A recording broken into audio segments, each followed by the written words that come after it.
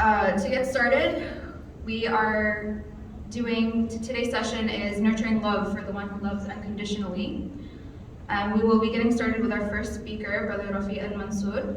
Brother Rafee is a community educator at the Family and Youth Institute. He is a licensed marriage and family therapist and received his master's in couple and family therapy from the University of Maryland and a bachelor's in sociology from Johns Hopkins University. He works in private practice, offering individual, marriage, and family therapy to Muslims in the DC metro area across a wide variety of issues. Brother Rafee has conducted research on the mate selection and courtship patterns of Muslims living in the U.S., and also serves as the chair of the Couples and Intimate Relationships Network for the American Association of Marriage and Family Therapy. Brother Rafee is also a supervisor and facilitator for the Together program, a 6-week couples workshop on healthy communication and stress management related to financial issues. Bismillah walhamdulillah wassalatu wassalamu ala rasulillah. Assalamu alaikum and good morning, everyone. Okay, so today I'm going to be talking about nurturing love for Allah in your children. Before I get started, I want to make the disclaimer, I'm actually not a parent myself, so some of you probably have some more first-hand experience than I do. But I am a marriage and family therapist, and I work with a lot of families. And both the children and the parents have kind of helped them to navigate through the struggles and challenges that life can bring up. So I've learned a lot through my clients in particular.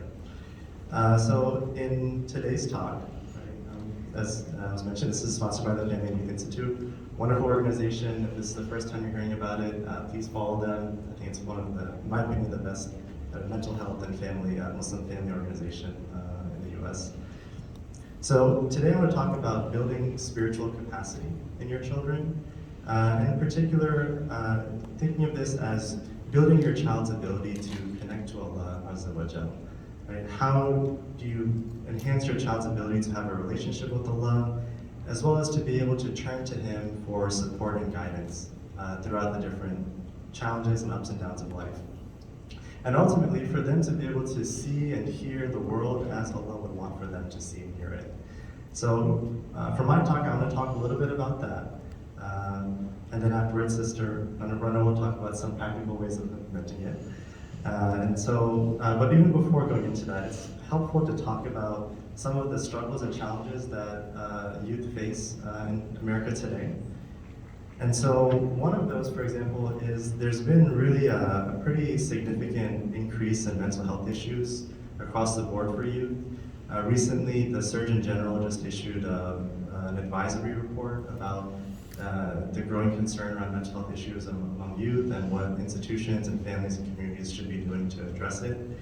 Some statistics, which aren't really nice to hear, is that in 2019, they found that 1 in 3 high school students and half of female students reported persistent feelings of sadness or hopelessness, which is a pretty key symptom of depression. And this is an overall increase of 40% from 10 years prior to that. There's also those that are seriously considered attempting suicide has increased by 36%. Those that have actually made plans has increased by 44%.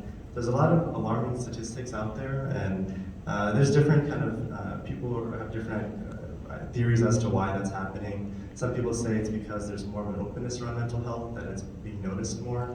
But generally, most experts agree that people are experiencing more stress today than they did in the past, whether from academic pressures, social media, and et cetera, et cetera.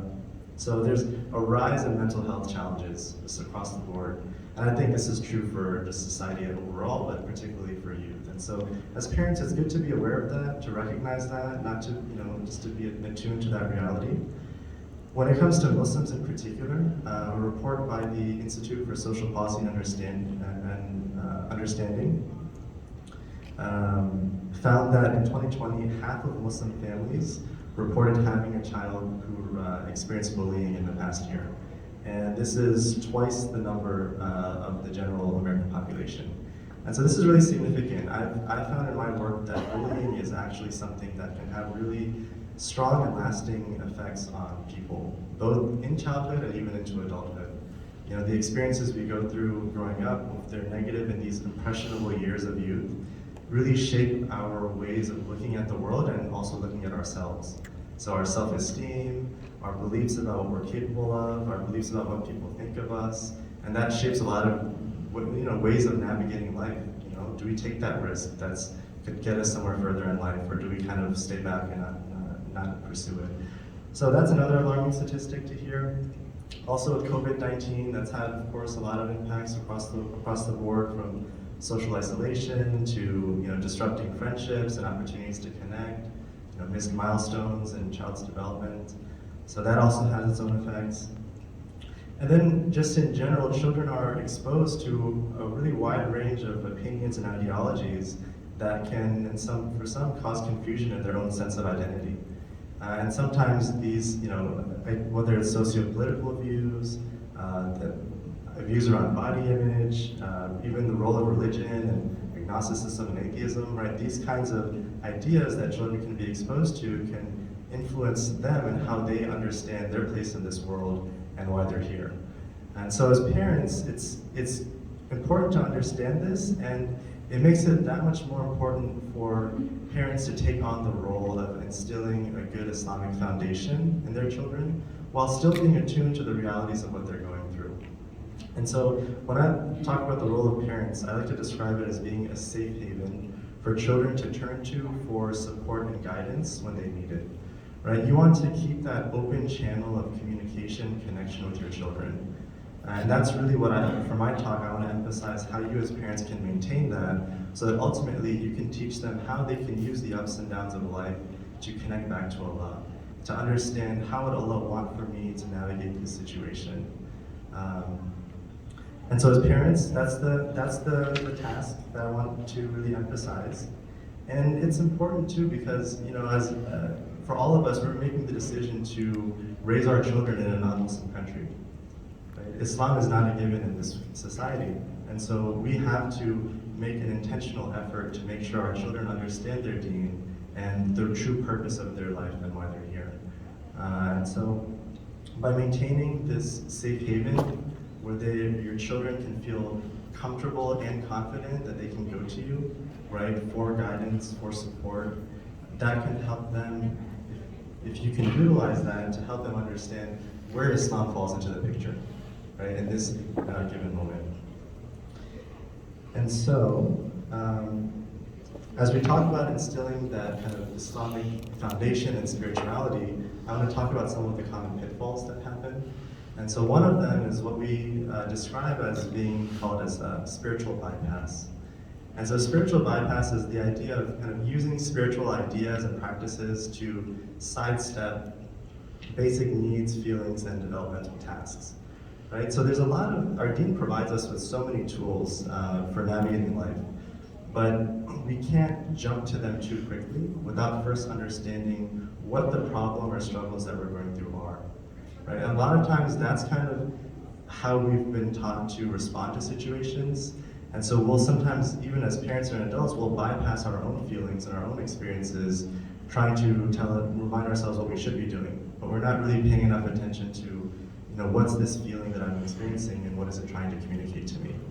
And so as parents, before you go to kind of jumping to solving their problem or correcting your child's beliefs about how they're navigating a situation, you really want to make sure you understand and connect to them on that level. Because if you don't do that, then what that does is it can sometimes close off that channel of your children turning to you. And so this is what leads to some of the challenges that children will go through to actually turn to their parents for support and for help. Right? They'll feel this fear of invalidation, or this fear that they're going to get some unhelpful advice. Right? If I open up and share a little bit, they're just going to tell me this, and that just makes me feel worse. Right? And we want to make sure at the end of the day your child is feeling better. Right? If they're going to take that risk to be vulnerable and to open up to you, you want to really honor that, and you want to show that you really appreciate them coming to you. And sometimes the reason why we struggle with this is because our own fears come up. Now again, I'm not a parent myself, but I've seen oftentimes parents have a lot of fear for their children, right? They worry for them, they want the best for them. And sometimes that worry that, my child can go the wrong way is what leads them to wanting to kind of pull them back into the right path before really understanding what's going on. And so if you do that and your child feels like it's not really helping them, there's a really strong chance they're not going to turn to you the next time. Right? Maybe they'll do it once, they get disappointed. Maybe they'll do it a second time. If they get disappointed again, I think it's pretty safe to say they're not going to do it a third time. And so you really want to honor that if they're going to come to you for support, really try to be attuned to them, show care for them, and don't let your own fears and anxieties lead to bypassing what their concerns are. Sometimes children also just have a general difficulty expressing their challenges, and so you want to, as parents, try to look for those indirect cues about what my child might be experiencing or going through, whether it's what they're saying or how they're saying it, the things that they're doing. And helping them to kind of express their own experience. And also, of course, there's also shame and stigma when it comes to opening up. I have one client that I've been working with for a little while where he's a very strong, he's a teenager, very strong, very kind of self-reliant kid, but he was really struggling with school, and he was going through a really hard time with his classes, and to the point where he was actually falling into a really deep depression. And he wasn't able to talk to his parents about it because when he did it the first time, his parents kind of were trying to put more pressure on him to do his work. But he was already feeling a lot of pressure from his schoolwork as it is, so they were just making that pressure worse, right? So that's not what he was needing in that moment. And so after that first time, he didn't open up to them again. And so then I had to work with him to kind of take that risk of opening up again, but also work with the parents to understand, hey, the parents thought, let me take a step back, the parents thought that the son didn't care about his schoolwork because they saw that he wasn't doing it. But really it's because he was caring so much that pressure was preventing him from getting started. And so I tried to help the parents to understand that, and then alhamdulillah, since then, the parents have been really great. They've been able to kind of connect to their son in a really positive way and figure out what they need. So as parents, it's also helpful to really understand what your child is needing from you and asking specifically. So on that point, I want to go now to kind of what you can do as a solution to instilling these kind of good Islamic values and letting your children know how they can use Islam as a way of support. And that's really emotional attunement. And so it's helpful to understand what emotions are. So emotions don't exist just to kind of wreak havoc on our lives and make us feel anxious one day, sad another day, excited another day. Emotions exist because they're trying to tell us something, and they're actually trying to motivate us towards some kind of a response. So for example, if you're feeling anxiety,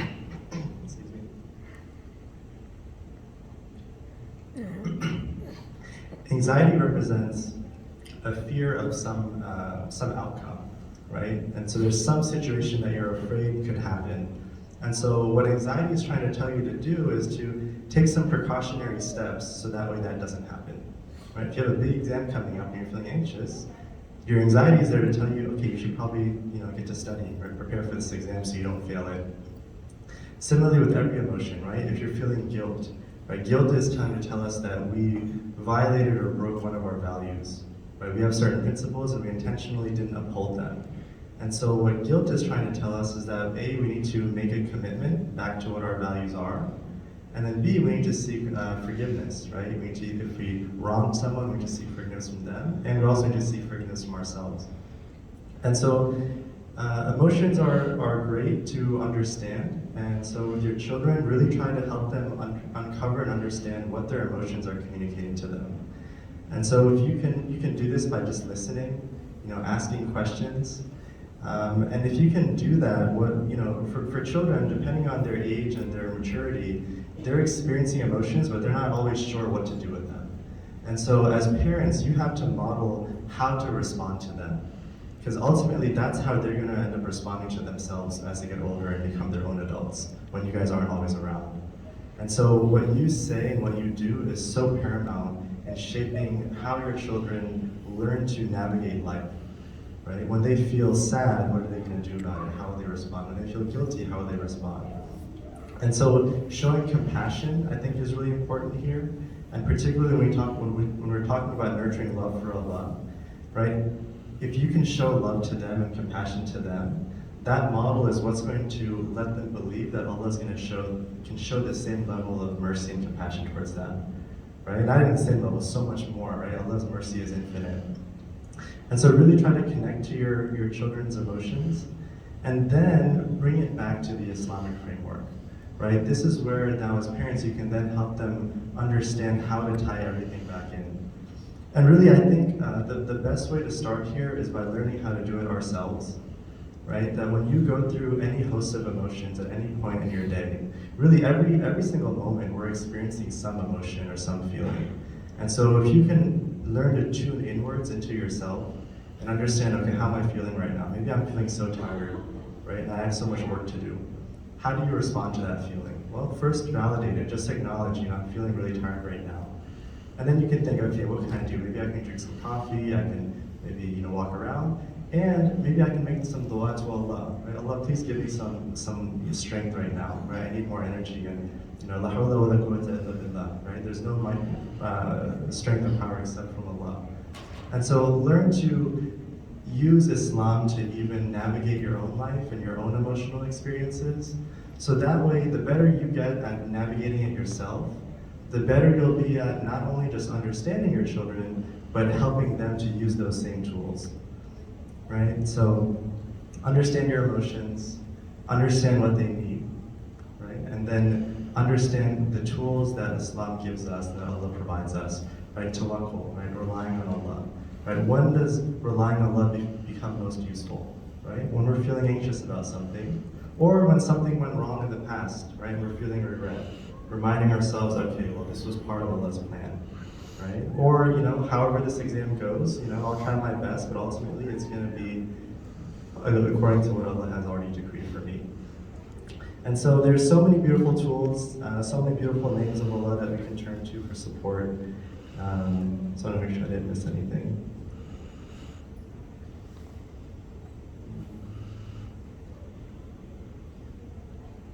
Yeah, and so maybe just one last point is that when we don't understand how to tune into our emotions or our children's emotions, that's when the emotions become distractions from Allah, right? Because we get so consumed and trapped by these negative feelings or negative thoughts that even when someone tells us, oh, have trust in Allah's plan, it doesn't really get through because we're so caught in that feeling. So the very first thing you should do is just to acknowledge what you're feeling, right? Tune inwardly. So many of us, we attend lectures, there's been so many beautiful lectures throughout this convention. We've learned a lot. Now I think the challenge isn't always getting more knowledge, sometimes it's more getting more internal knowledge of our own heart, right? Understanding how we can apply it and when we can apply it. And so use your heart, use your emotions as a tool, as a path into how you can turn back to Allah and connect to Him. Okay, that's all for my talk. Thank you.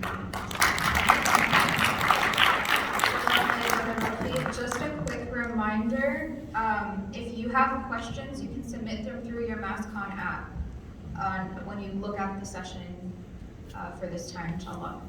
So please feel free to submit your questions, and we have a short Q&A at the end, and also you can bring your questions to our FYI table outside the door. Up next we have Sister Rana Khalaf, who is a community educator also at the Family and Youth Institute. Sister Rana holds a master's in educational psychology and a postgraduate degree in principalship and K-12 school administration. She has served as a parent coordinator, then as the dean of students in the schools in Dearborn, Michigan, and she is currently the principal in Frontier International Academy, a K-5 school in Warren, Michigan. Sister Rana has been active with the Muslim community for the past 23 years, mashallah, and her work within the community has primarily focused on youth and parenting issues. She has served as the youth program director for the Islamic Cultural Association and sits on the advisory youth committees at the Muslim Community Mosque and the Muslim Unity Center in Michigan. Sister Rana.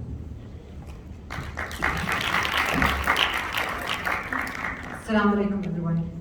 I am going to sit down after, but I do want to do a simple 1-minute exercise just for all of us to relax. Jazakallah khair, Brother Rafee. That was so profound, I think heavy, so we need to relax, right? So everyone, what I'm going to do is the mindfulness body scan. So if you are okay with closing your eyes, that's awesome. If not, then you can keep your eyes open. But I want everyone to put both feet on the floor and feel your feet, feel your knees, feel your stomach. Try to relax. Breathe, take a deep breathe in and out. Continue to breathe as we move up your body. Now you're feeling your shoulders. Let go of all the burdens on your shoulders. You can physically feel letting go. Your facial muscles, your jaws. Just relax. Your eyes, your forehead. Keep breathing. So you're all relaxed now and inshallah ready for the next part. So you can open your eyes so you will not go to sleep. This exercise, I'm a principal at an elementary school, and this exercise we do it in the morning, first thing in the morning, so the kids are grounded, and then after lunch, after having a good meal, it really helps to take a moment and just relax, let go, and actually feel your muscle relaxed all over. And we use it as Muslims, we use it in every sujood we do. That's the itmanan. When we go fully in sujood, that's what itmanan is. Like feeling your body relaxed and connected to Allah subhanahu wa ta'ala in the closest point. So, is everyone relaxed? Yes? Okay, good. So my piece.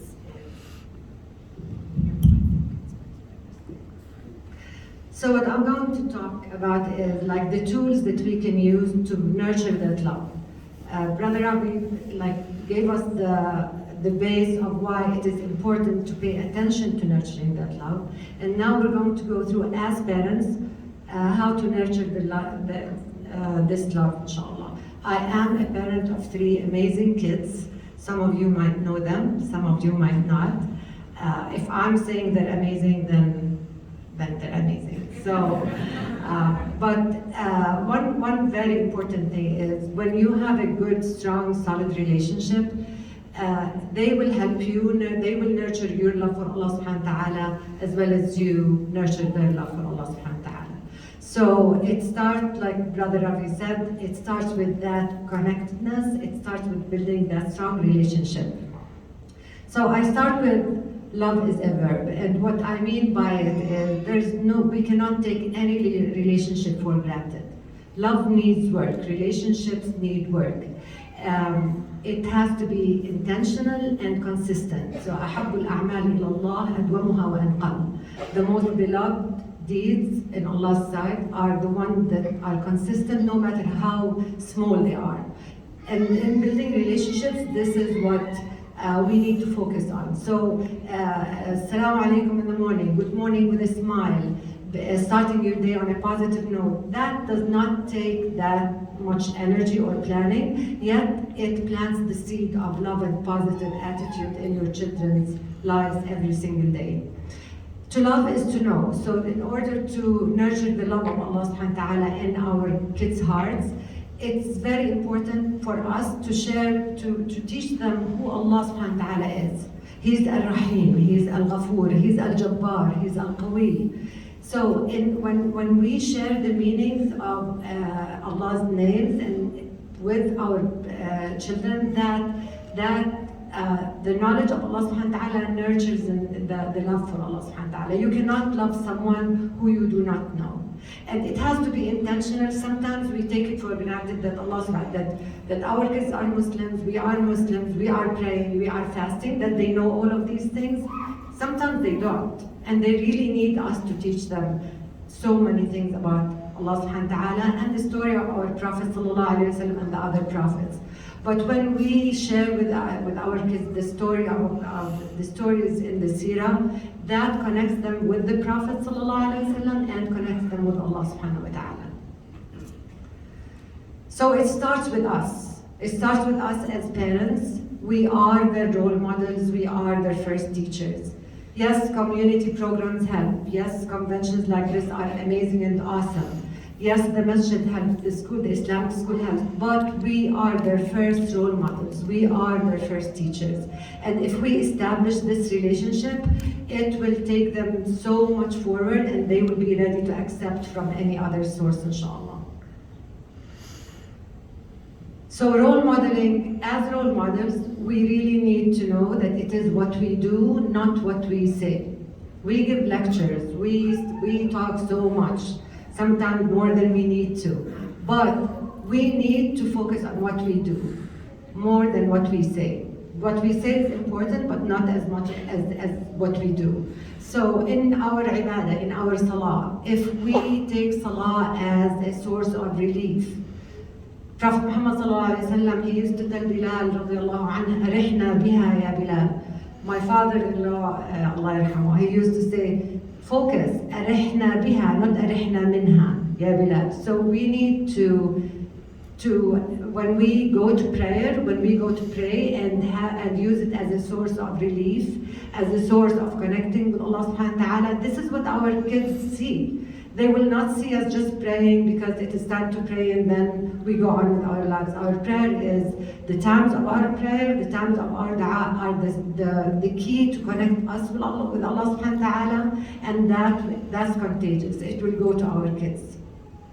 In our joys and celebrations, when we hear good news, when we hear our kids' achievements, do we go and make sujood shukr as the first reaction?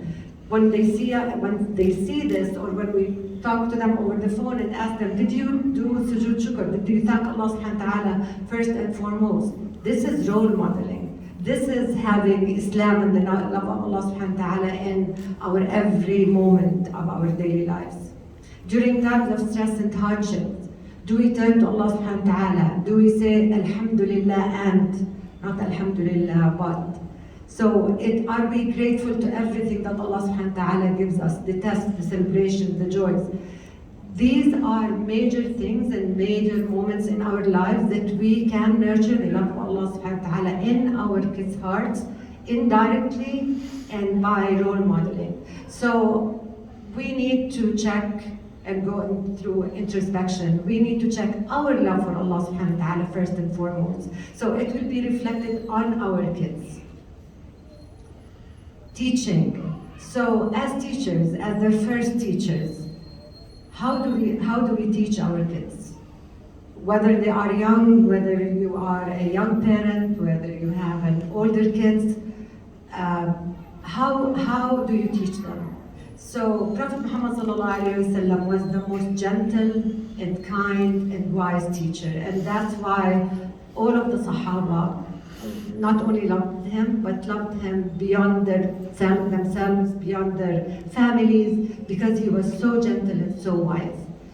Anas ibn Malik reports, radiallahu anhuma, reports that he served Prophet Muhammad sallallahu alaihi wasallam, and Prophet Muhammad sallallahu alaihi wasallam never asked him, why did you do this? Why didn't you do this?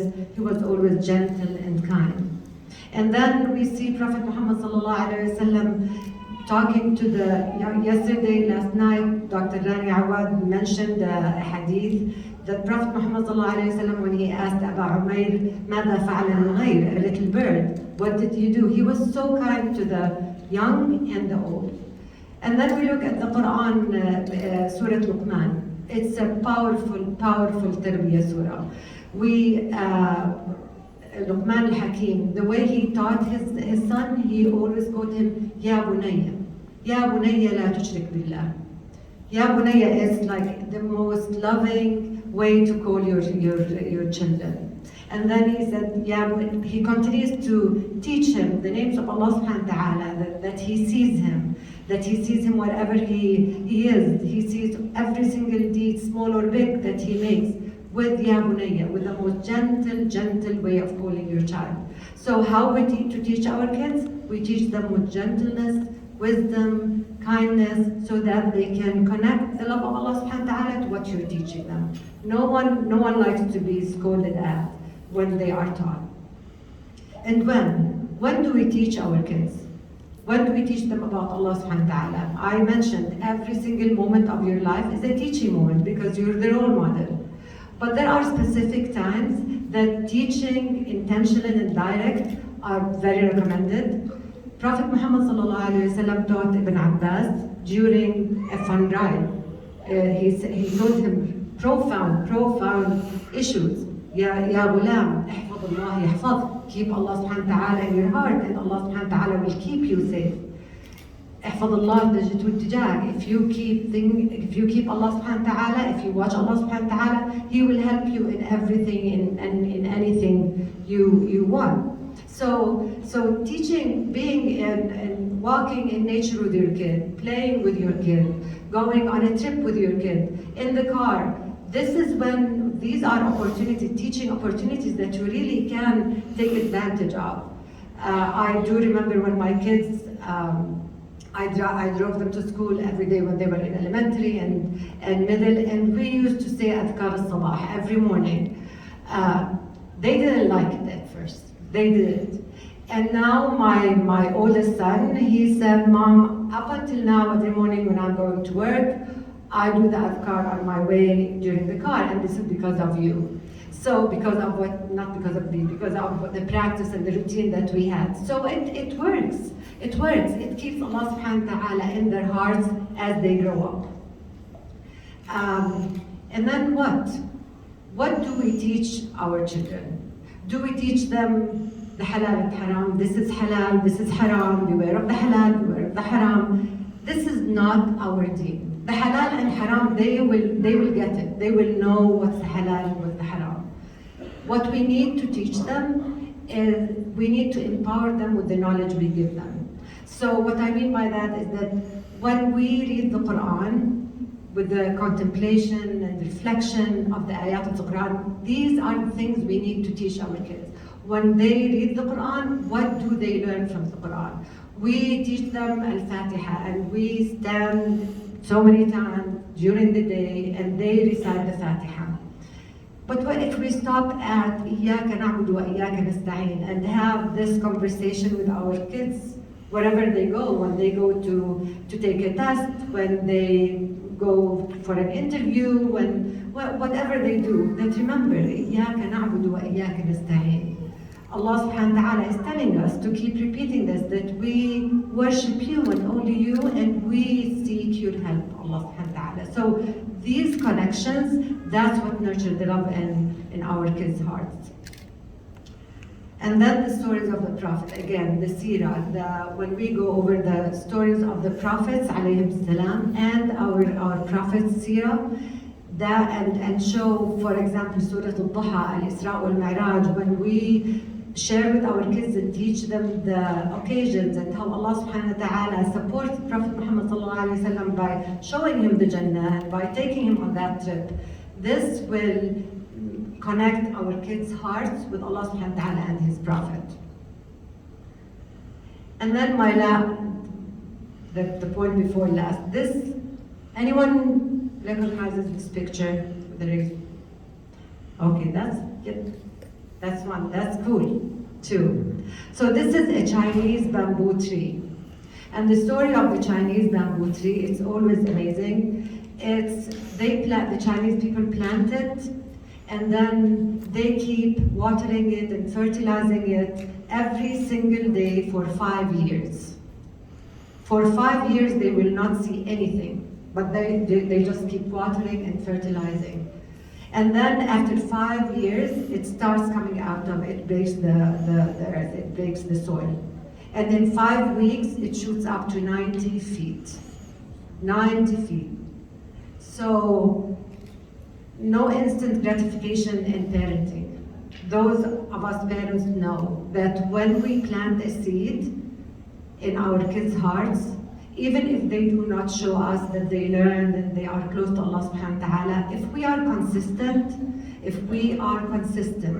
gentle, wise, and kind, we will see the results, inshallah. And if we do not see the results now, we will see them when they grow up, we will see the result in their kids. It will not go in vain, inshallah. And to help us, inshallah, achieve this, always remember, la hawla wa la quwwata illa billah, the power of dua.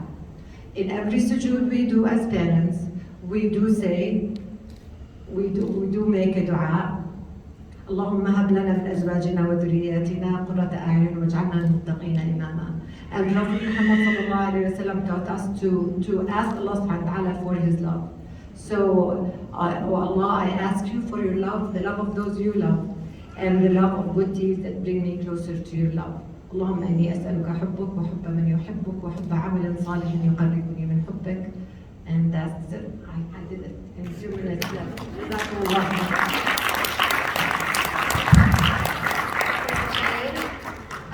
We have time for a few questions. So our first question is, after instilling the Islamic foundations, how can we maintain it as our children grow older and go through teenage years and college? It's a big question.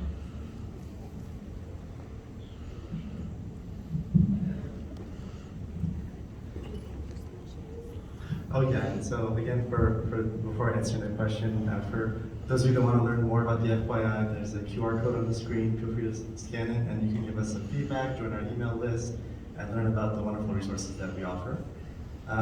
So to the question, I think it comes with recognizing as children get older, right? There's different, even like developmentally different tasks that they have to go through, and I think what I've seen, particularly for the first child, sometimes as they get older, they need to kind of seek some freedom to make their own decisions and learn how to implement Islam and navigate life on their own. And I think for parents it can be hard to kind of negotiate that distance.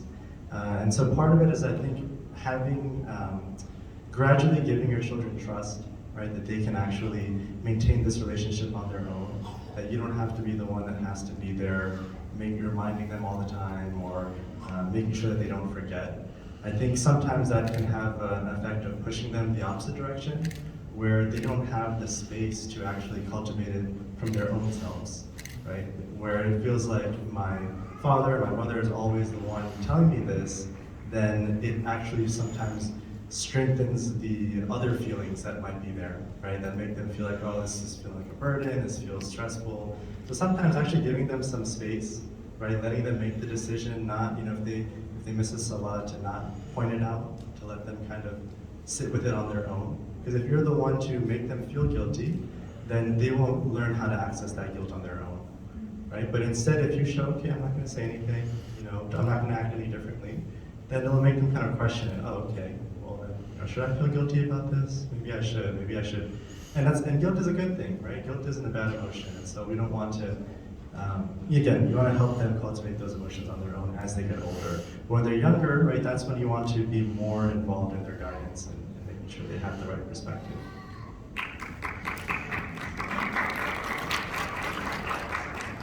The second question, how can I connect with a teenager that doesn't want to talk and shuts down when trying to talk with him? How can I build the connection?